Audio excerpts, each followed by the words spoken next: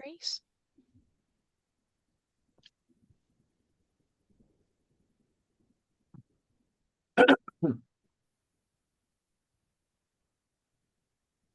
Add the verification code. Just one more second, we are ready to go. Brilliant. That's great, Alexandra. 0210, verify.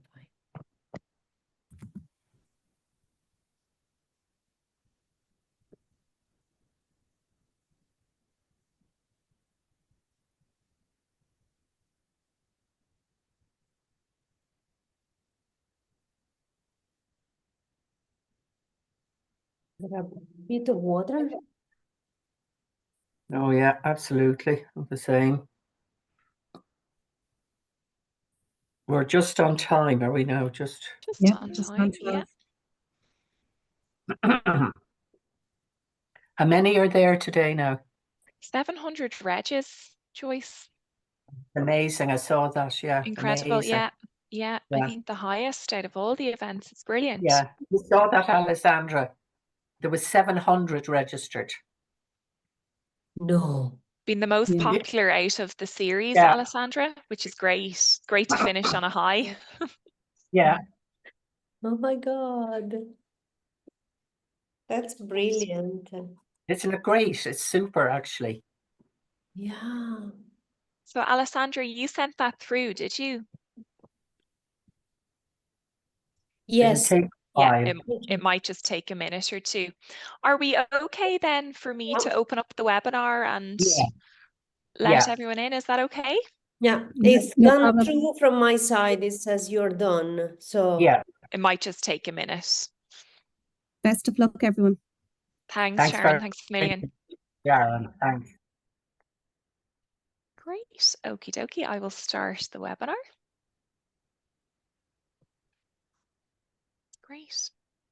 Hello, everyone, and a warm welcome to today's event, which is the concluding event in the IOB BlockW AI Impact series. And we're going to go out on a high in the company of Professor Joyce O'Connor and Dr. Alessandra Sala. And Dr. Sala is going to walk us through a really interesting discussion all about ethics in AI and the ethics of the use of AI both at work and in our private lives. Just as you're settling in, because we have huge numbers registered, some brief housekeeping. So as always, we're recording the session. So that means you can watch it back at your leisure on demand on IOB Learn in the coming days. And that's under the events replay channel on IOB Learn. In terms of CPD, there is an hour for eligible designations. So if that is you, I just ask that you stay with us for the full hour. If you lose your connection to Zoom at any stage, just rejoin us as soon as you can, because Zoom does record your re-entry time onto the call. So if you're with us for the full session and eligible for CPD, we'll update your log for you. You don't have to do anything on your side. So for those of you who have joined previous events in this session, or perhaps previous events which Joyce has moderated, this lady needs no introduction, but for those of you who maybe haven't met Professor O'Connor before, I'd just like to say a few brief words on Professor O'Connor's bio. So delighted to be in your company again, Joyce. It's always a pleasure. Joyce wears many hats. She's co-founder of BlockW, which is a really, really exciting organization. And Joyce is going to say a few words on it and its mission and purpose very shortly. Professor O'Connor is also founding president of NCI, a leading academic and researcher. Joyce is a global Eisenhower Fellow Professor. And as I say, leading academic, leading researcher. Professor O'Connor is a chair and board member of a wide range of organisations, businesses and government agencies. And we're so delighted to continue working with you, Joyce, on this series. I might hand over to you to introduce us to our esteemed speaker, Dr. Alessandra Sala, who we're thrilled to be working with again. So at this moment, I'll say no more. I'll hand over to yourself, Joyce. I wish you both the very best of luck and really, really looking forward to this session. Thank you so much for your time. Thank you very much, Claire, and thank you for your very kind words. As you say, this webinar is the last in the series, the AI Impact series, and its focus is on ethics in AI in the workplace. Our last 3 weeks have really explored areas like digital sustainability and financial services, AI in health, and the EU AI Act and its impact on financial services. But today we are looking at the fundamental issue that underpins AI, which is ethics in AI. And I'd like to welcome again our distinguished keynote speaker, Dr. Alessandra Sala. Alessandra, you're very welcome, and we really appreciate you being with us today. Alessandra has a very distinguished CV. She's a research and scientific leader in artificial intelligence and is the Senior Director of AI and Data Science at Shutterstock. She's co-chair of UNESCO Women for Ethical AI platform and also global president of Women in AI. Alessandra, we're so pleased, is an ambassador for BlockW and works with a strong community of women to foster diversity, inclusion and equality for women and minorities while encouraging a global ethical approach to AI. Alessandra's over 18 years experience in research and innovation. Her work has been recognized both nationally and internationally, and her most recent award was just last week when she won the 2024 Grace Hopper Award for Diversity in Tech Awards. And in 2021, she was awarded the International Latecno Visionaire. BlockW, as I said, is delighted to have Alessandra as one of our ambassadors. And I'll just say a little bit about BlockW. It's a female-led NGO whose mission is to create awareness of and increase access to emerging technology for women and girls. How do we do this? We do this through advocacy, strategic partnerships, and collaboration by building networks, offering learning events, research, and resources. BlockW's focus is on empowering women and girls in this digital age. Today's webinar is about empowering all of us in the work and life in our daily lives. It's about that awareness of AI and how it is integrated across all levels of financial services. Alessandra will examine the ethical risks of AI and how we can mitigate these risks. Critically, Alessandra will look at best practice for developing and implementing ethical AI frameworks.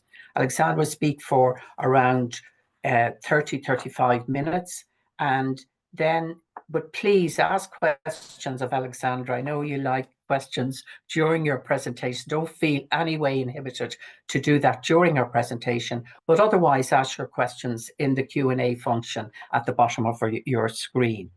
Today's event, as Claire said, is recorded and is available on IOB Learn. So it's over to you, Alessandra, and we really look forward to your presentation. And thank you again for being with us. Thank you, Professor Joy. It's an honor to be here with all of you, but it's also an honor to be one of the ambassadors of the BlockW. I will go ahead and start to share a few slides that I prepared for you so we can keep ourselves entertained with some visual while we discuss some of the aspects of AI and the ethical implication of this technology, both in our life and in our work. So just to summarize some of the opportunity that I have, not only to develop AI with Shutterstock. And when I say AI, I really mean generative AI. At Shutterstock, we have a generative image generation tool. So you can go type anything that you can think and generate an image that represents your ideas. And in doing so, I get to experiment what this technology can and cannot do, the limits of this technology, the implication and the impact of this technology in specific cases towards specific demographic groups. And therefore, I'll bring some example today to all think about what those examples tell us about this technology in general. And the work that I do on the ground with Shutterstock is also reflected more at an international level with the UNESCO Women for Ethical AI platform, which is a group of influential women around the world. At this point in time, we are an initial steering team of 70 women from every country, from every skills and background, helping to facilitate this international discussion on how to regulate AI and how to protect specific categories, underrepresented group, marginalized community. But that's not enough. The real work happen, like Professor Joy said, with work like BlockW or Women in AI. So community, nonprofit that are working on the ground to help more women, and roughly anyone who is interested in participating in AI to come on board, understand the opportunity in this technology, as we say, in our life and in our work. So to all of you, we have many participants today. So if you want to know more about AI, if you want to become part of this community, if you want to become part of those discussions, feel free to connect to me on LinkedIn and I can get you an introduction to the activities that we run. In Ireland, we have a very vibrant community. We are everywhere in the world, in 171 countries now.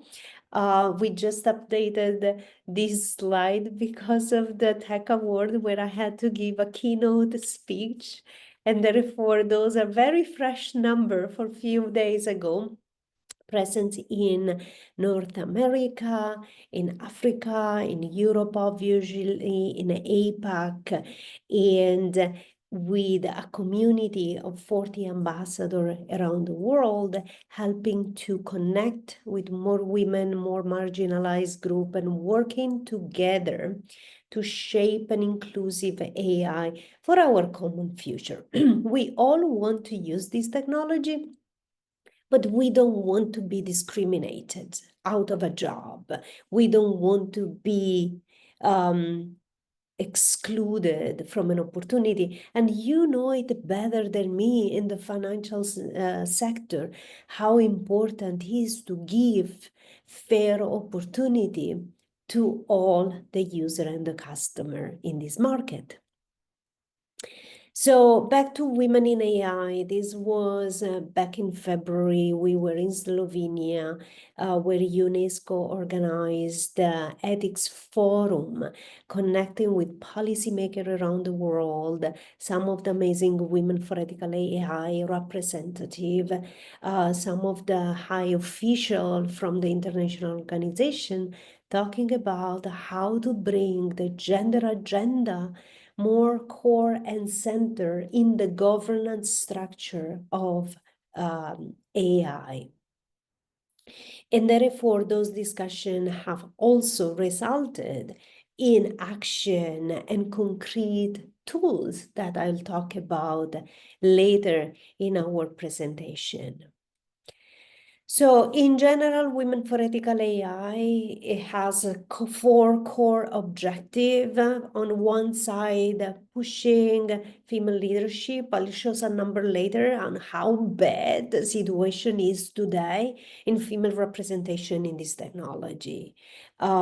Tools, as I mentioned, if we don't have a tool to understand what's going on, it's very difficult to have any certain affirmation on the potential, the risk and the opportunities of this technology, and helping policymakers around the world to actually entertain concrete discussion on how to structure the policy structure within different countries.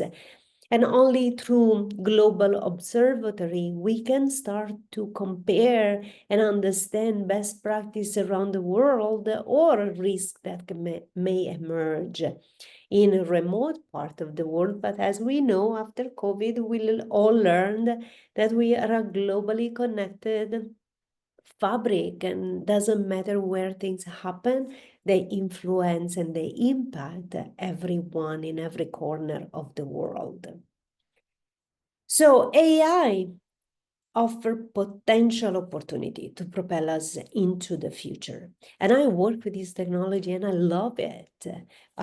It has amazing capabilities. And I don't only use it at Shutterstock when we build those generative models. I also use it every day. ChatGPT is a tool that, if used properly, can bring entertaining, can accelerate tasks, and I'll talk about some of those aspects a little bit later on, both in our life and in our job. However, AI also carry an unprecedented concentration of social and power tension. So I want to discuss this better and in more detail, because I'm sure you all have heard AI risk. Sometimes we talk about gender discrimination. Sometimes we talk cybersecurity. But let's put them all together and let's try to understand what it means to actually see them together. So we have the usual tension of gender, opportunity for men versus opportunity for women, mainly in the tech environment, Western world, and the representation that those models have of the Western world versus every other culture, which sometimes is represented through stereotypes, sometimes is completely absent. The tension between innovation versus the impact that this technology has on our planet, the first world versus the other world, the opportunity to augment our job and create new jobs versus the risk of unemployment, the profit versus the ethic, the use of this technology to defend our territories, to defend our country, to defend our democracy, versus the use of this very same technology to attack our country, to attack our democracies around the world. So the real versus the fake, and how we combat all those dimensions. And this is one of the first technology that we have invented so far that has such a concentration of tension that impact our social structure, that impact our international stability, that have impact on people, that have impact on groups. And the complexity of those dimensions that have an impact on each other as well. So I like to bring some example. I could talk about only on this slide for quite long, but I want to make it real for all of us to understand the risk that this technology carries. Not to be a negative view, but to be a view that says this technology has many other in the past. I always use the example of aviation.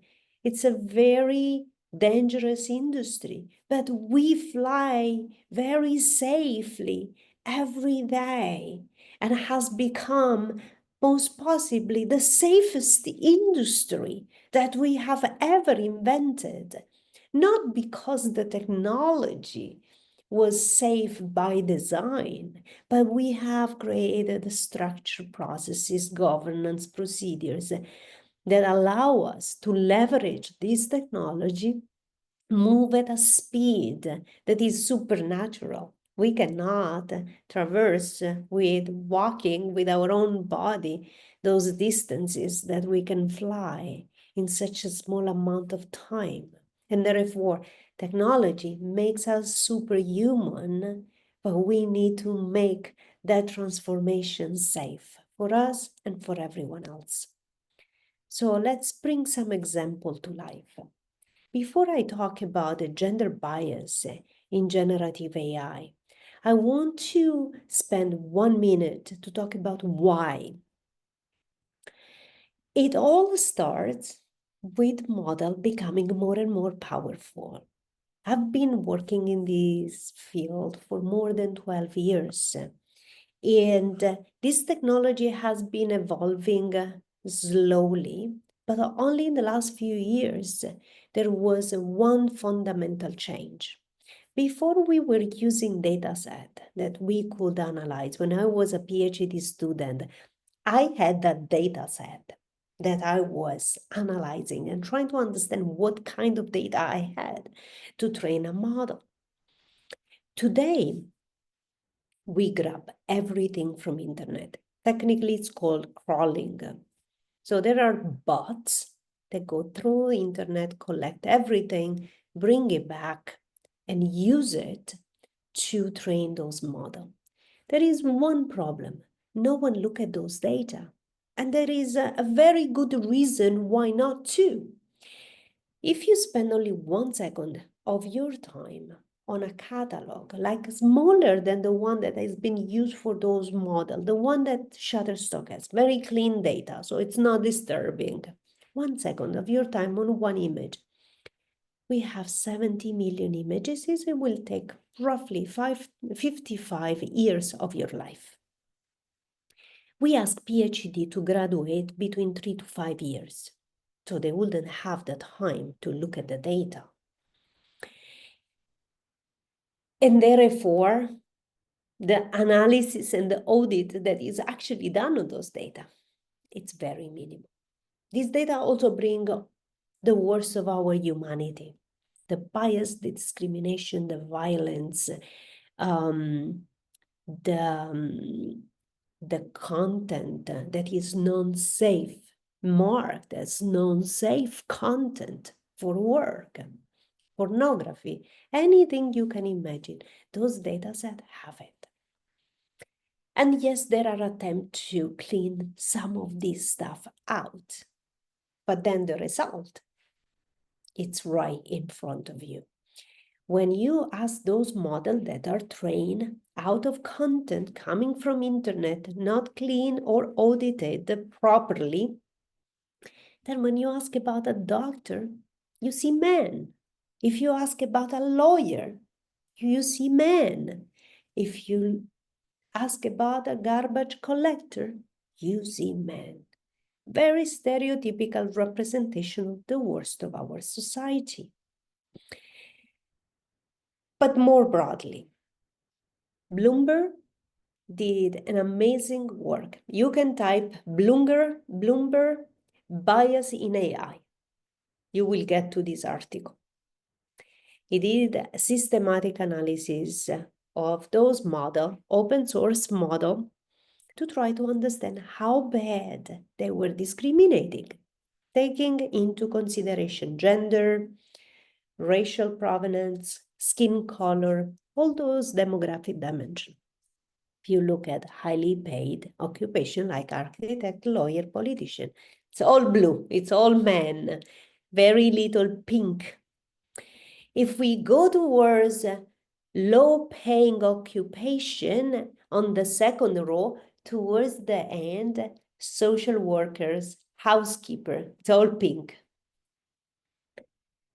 But let me focus on one in particular. On the top row, second to the last, judge. Judge This model is able to represent only 3% of the judges as female. I say, okay, not too bad. Yeah, but it's bad. Because only in US, we have 34% of judges who are officially registered as women.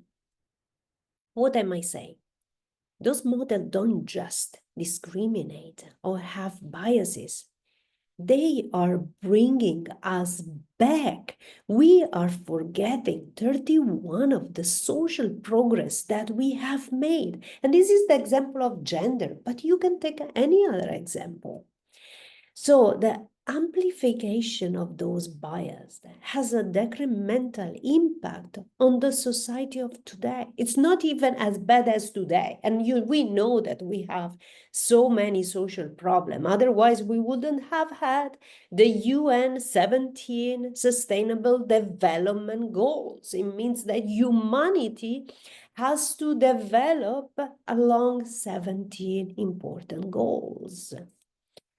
So those models, unfortunately, are not helping us to progress, are bringing us back.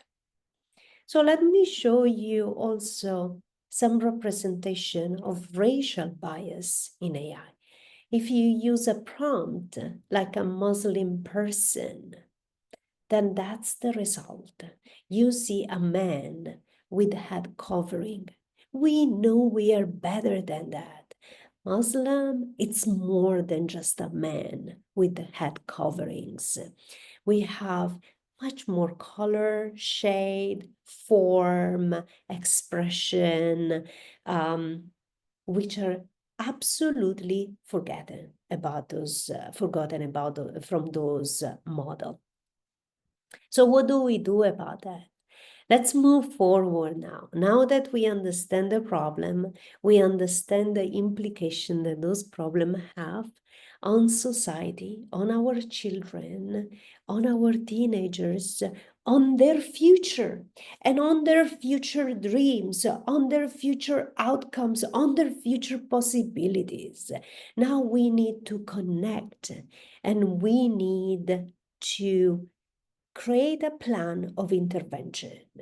So as I mentioned, BlockW, Women in AI, are those entities that are looking at local community for intervention, bringing people in, teaching people the opportunity and the risk of any technology, and taking action, involving people in this journey. Systematic plan, education, like we are here today. The fundamental role of education cannot be underestimated in a moment where technology is evolving so fast. We all need at any level to upskill, to take classes, to take new courses, to get involved and learn a technology that is touching every aspect of our life. And then the global intervention, like we mentioned, the UN work in the different forum, in the different agencies that are looking at the different problem of this technology. So one of the root cause that I want to reiterate, because it's important and is very critical for anyone in the financial setting, it's diversity, missing representation. Here I only have women. Women is this thread that I use through my presentation to demonstrate the case, but those are valid for any other dimension of diversity, from age, ethnicity, religion, socioeconomic provenance, and so on. So all technology role today in tech company are taken from women up to 26.7%. The workforce average is 47%. So we are still far away from reaching parity. Those things are those participation percentage lower dramatically if we look at higher in the chain, so CEO and senior leaders. have a much smaller representation. Here I'm combining because if you go down step by step, it's a little bit depressing. However, it's important to look at those numbers, and it's important to actually take action. We are still talking about those issues for many years, and still those numbers are not changing much. It's up to us. We are all in the industry. We are all decision maker at different level. Promote your women, give opportunity to your women to get involved, to participate, to upskill, and give them a chance to have a career as much as you give a chance to your men employee to have a career. Not having women in those leadership positions doesn't percolate down in a healthy organization that provides opportunity for diverse groups. Back to education, the problems start much earlier. Still, we have a strongly imbalanced participation of women in PhD programs. This is in the US. Those trends haven't changed in the last couple of years, so we need to do more as collective stakeholder to go back into mid-school, primary school, and inspire those girls before they decide that their future will be a non-tech future. And those decisions most possibly happen in the early young age. We know that AI will have job disruption, and I'm not talking here about job taken from AI. Those are other numbers. Here I'm talking about the opportunities that are given from AI, and specifically generative AI, for people to develop new skill and work opportunity. It seems that it will give more of those develop new skill and succeed opportunity to men compared to women. Or Gen AI will make it easier for people to move into new job. Yeah, for men a little bit more than for women. This is a research coming from Goldman Sachs this year. Generative AI will increase employment opportunities for some people, mainly men. Generative AI will make it easier for people to earn more money. We all want to earn more money. I see a question. Let me double check. Oh, a reminder to ask question. Yes, yes, yes. Ask me any question at any point in time. Again, men seems to be a favorite category to gain from the opportunity that this technology brings. I've read an article that I lost. I wasn't able to find it. A study done in the Nordics country. So if you have read the same article, please send it back to me, where they assessed that women are experimenting with generative AI less than men. And we would have expected some of those statistics for possibly lagging behind country, but the Nordics is our North Star. They are so much better than us in so many dimensions, in equality in their society, that we wouldn't have expected women being less proactive in going after this technology and learning about this technology more. So here I wanted to show you a visual representation on how generative AI it's impacting so many different use cases. So obviously I'll start for more close to your heart, finance and trading. So algorithm for trading strategy, better, faster, more advanced, predictive market analysis, and high frequency trading high frequency trading. But there are so many other vertical and use cases that the generative AI touches, like healthcare, like content creation, the industry I'm in media, art, natural language touches on text generation, the ability for us to create documentation, interact and communicate with each other. So is far reaching. I think I saw another question possibly coming. No. Okay, let me keep going forward. But still, I encourage everyone to continue to think about questions. Stop me anytime. So generative AI really has an opportunity to touch all the verticals we work in, but also all the our life, our daily life. For example, I usually write very simple birthday wishes.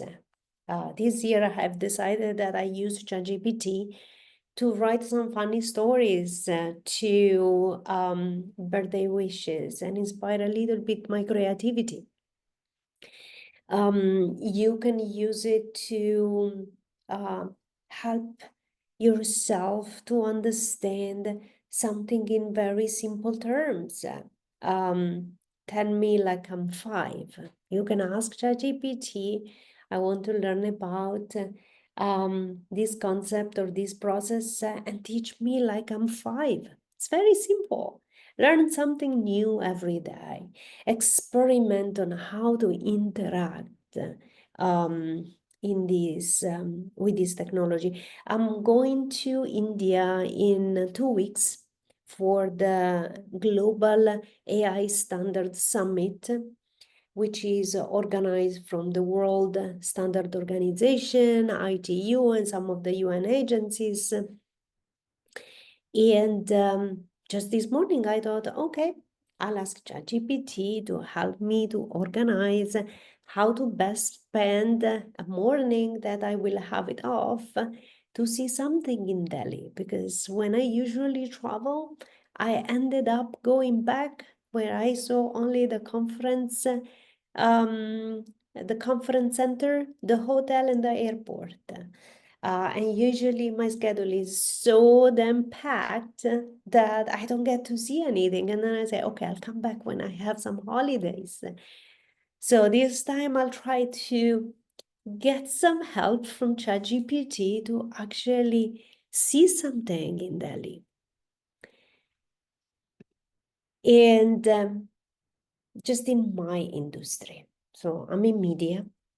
I just want you to see how only a technology like ChatGPT can impact all our division, department, business unit, however you may call it in your company.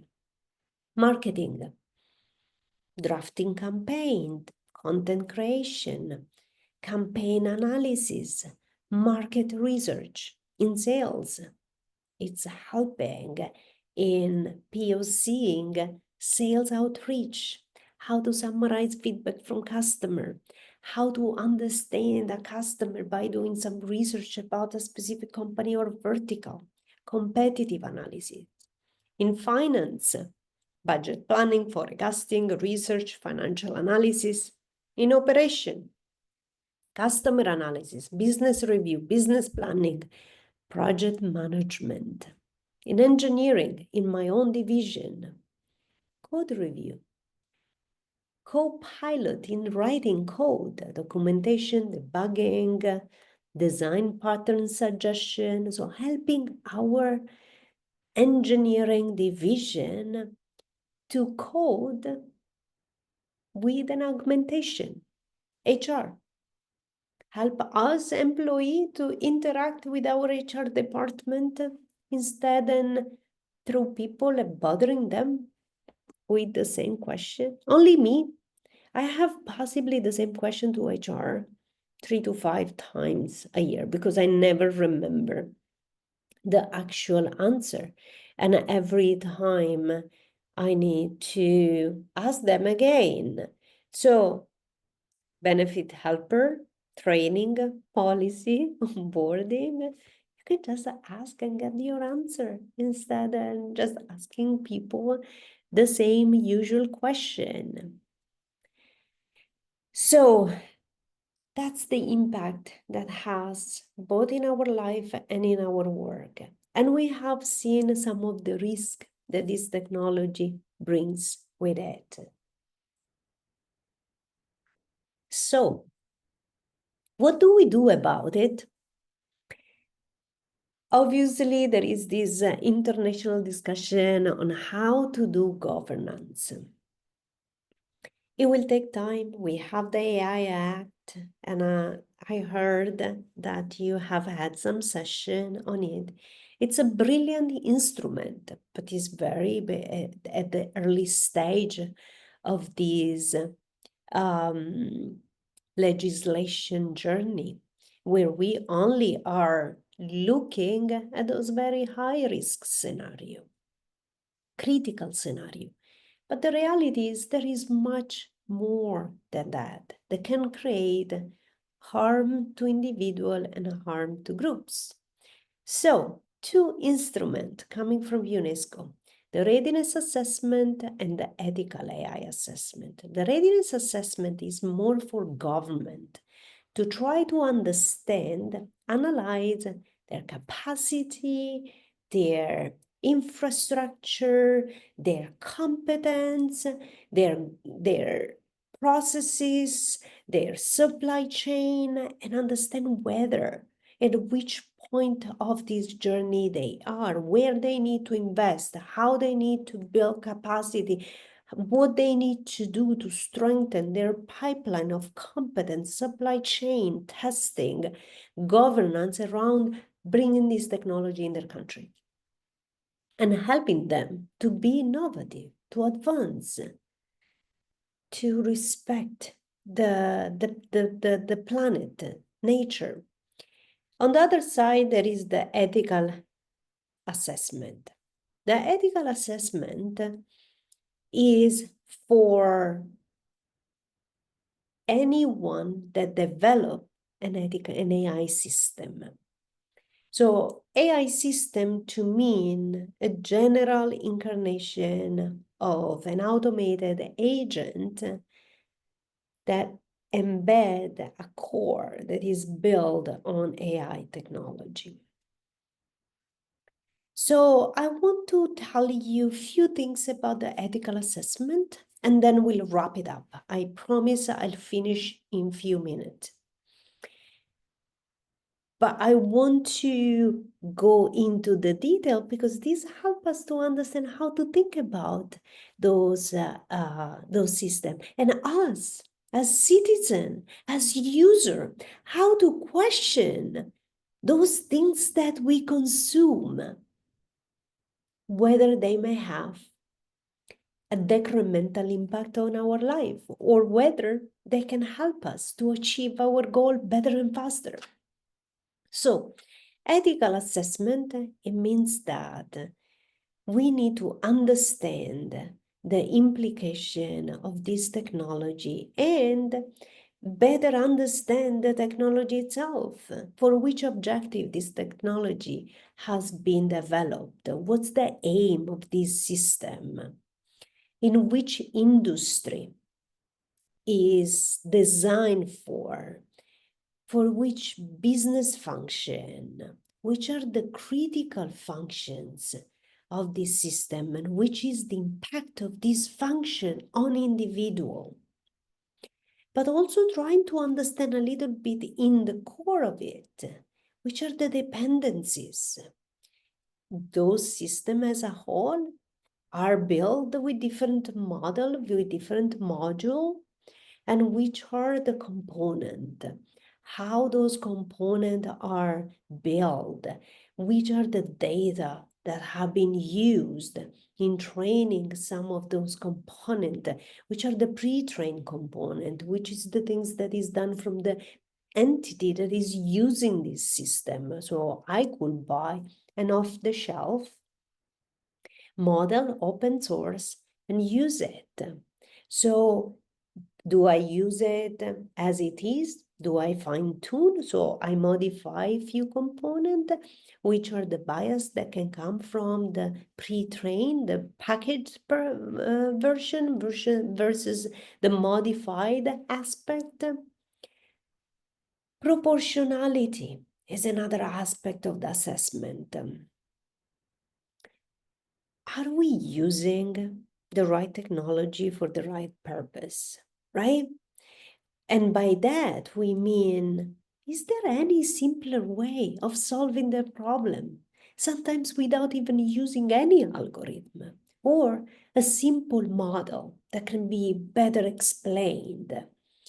What's the scope and the limitation of the approach that is used? And if you do an assessment after the model is actually developed, what's the effectiveness on the intended purpose? And then obviously there is the section on do not harm. So no for social scoring, no for mass surveillance. Is the decision, can the decision be reversed? Does it have an impact on fundamental rights and fundamental freedom? And then things in general about governance. What is the authority that is taking decision on this model? Who is responsible for the consequences of this model? Was the team diverse enough in building those models so that they thought of people that may look different from them? Which are the perspectives used? And then obviously there is all the assessment around fairness, non-discrimination, and diversity to safeguard fairness and prevent AI to perpetuate or, as we said before, amplify the discrimination. So looking at social and historical biases, imbalance in the data that do have consequences on the bias of those models. The difference between the training and the real world. Sometimes those things are developed in an environment with some assumption that are not the real one in the real world. So as those people that have participated in the development process received ethical training. So promote diversity. So access and interaction tested for all the people with all the possible ability and social economic situations so that everyone has the same opportunities with this technology. And in general, individual fairness, demographic parity, and equal opportunity are the different dimensions that usually are looked at when those assessments should be carried on. So to conclude, today, we are still at the beginning of this technology with opportunity to decide and entertain a discussion on what we want our future to be, what we want our future generation to look like, how we want our planet to look like. And therefore, this is a call for participation and to take action, to get involved with those communities that are entertaining those discussions, bringing your perspective, educating people, and hopefully moving towards a world where there is a fair opportunity for everyone. Thank you. Let me stop sharing and come back to... Thank you. Thank you so much, Alessandra. That was a tour de force and a call to action. And I thought your very clear presentation highlighted the complexity of the issue about diversity, inclusion, and equality. I think we could all go away say that it's a blue day in the sense that the blue is not coming up, but that was really important. But you also highlighted that this wasn't just about gender. There were all these other areas like racial, age, different groups that are affected by this. And I suppose the question I'd like you to reflect on is, and it was a call for action, and I think we'd like to leave on this today. What do you want our attendees, people who are looking in, to do in their workplace? Because I think often all of us feel somewhat powerless. It's nothing to do with us because it's on our computer and this is what we're doing. So what would you say to people in an ordinary workplace situation? What would you do after your presentation today? I'm sure a lot of people are feel very actually empowered by it because you've given them the information. But what are the next steps? That's you. a hard question, I know, but yes. it is, I think, really. I should know by now that from you, I always get the hardest question ever. No, but I love because this is important. So we need to focus on two things that we can control. The first one is education. We need to get involved and learn more because the more we know, the more we can participate, the more we feel confident to express our opinion because it's an opinion based on fact instead of an opinion based on something that I heard another person saying, but I really don't understand how this technology is working and impact my work and life. So first is education. Every company has funding for every employee to go through upskilling opportunity. And this is the moment in history where it's absolutely critical for everyone to leverage those benefits, not to pass on those benefits. Fortunately, for those that may not be in the workforce today, maybe your friend or one of your past colleague, there is a lot of open source resources. I was just looking at one of the free Google certificate on AI. So Microsoft, IBM, Google, they all have free certificate on AI. There is the foundation, the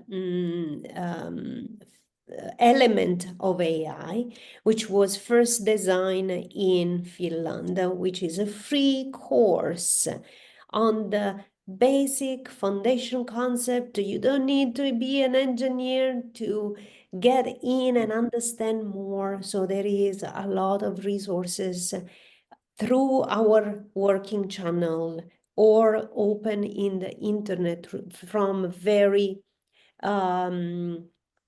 reputable sources that we all should tap into. That's one.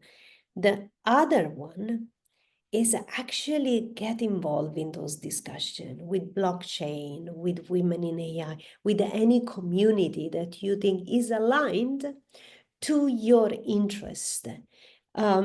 Even the charity organization, we usually participate into our community and go there, investigate with them how technology can eventually help them or could bring discrimination opportunity to the kids they look after, to the people that are in the community and so on. So through practical example, through bringing it close to our daily life, it's the best way to understand this technology and understand the opportunity and the risks. Thanks very much for that, Alessandra, because there are, as you say, numerous courses, numerous bodies that are offering this through the workplace. And I, I know, there's going to be other initiatives announced probably after the budget because it's the single most important issue in relation to upskilling. Because as you so clearly said, this is not about engineers, it's not about ICT specialists, it's about all of us in kind of ordinary situations, but AI is there already and it's affecting us. And I think to get that idea out, which is so clearly presented and so powerfully presented, is so important. I'm just going to change a little bit. There's a question here from Peter Brophy on can AI make a real impact on the fight against climate change and the destruction of the natural world? It's a bigger question than the one I asked you now. We are going from a difficult question to even more. Oops, I did, let me cancel this. This is an element of AI, just for everyone to have one link, but also there are many other information and courses. Feel free to connect to me and I'll provide more if you're interested in more. So back to the question from Peter. Thank you, Peter. Big question. So yes, UN, and in particular ITU, which is one of the 48 UN organization, is host every year the AI for Good Summit. In the AI for Good Summit is this exploration of how to use AI to achieve and advance the social development goals, one of which, a few of them are related to our planet, our clean water, and so on, and how this technology can help there. There are so many ways, Peter, even from simple monitoring and prediction of pollution of water that can help more targeted intervention, to better prediction of climate. And one of the very important moment where pollution gets disseminated into our planet, when there are floodings. And now I'm Italian, and I don't know if you have been listening, but in Italy there has been in the last month so many bad floodings, and predicting better intervention and prediction of those stronger climate events that are the consequence of the climate change could help even to contain further contamination and issue with our planet. So that's at a smaller level. A bigger level, the investment in renewable energy and how AI can play a bigger role in getting out of fossil fuel and helping to leverage more effectively and efficiently renewable energy, I think is an important area where all the big oil companies are investing. So there gotta be something in there. Alexandra, the ethical impact assessment tool, from the UN, is that available, to all of us? Can we, or would you say, because I take your point about education at a very basic level, and I don't mean that undermining, but we don't need to know all the technical aspects. But Peter's question was very good because it is affecting all aspects of our lives, like water and so on. What can you do? Would be useful for people to explore, or would they do it through their organization, or what would you suggest? Sorry, I'm just sharing the link for the ethical assessment because Peter has also a chapter on sustainability. So this ethical assessment in the sustainability section will actually ask all the difficult questions when you build AI. whether AI has an impact on the planet. But I think your question was, how can we use the power of this technology to actually help us to progress towards our goal? But the impact assessment is available, can be used by anyone, and it's a guideline to question the system and try to understand the possible risk.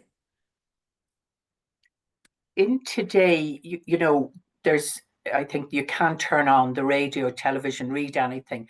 AI comes up all the time.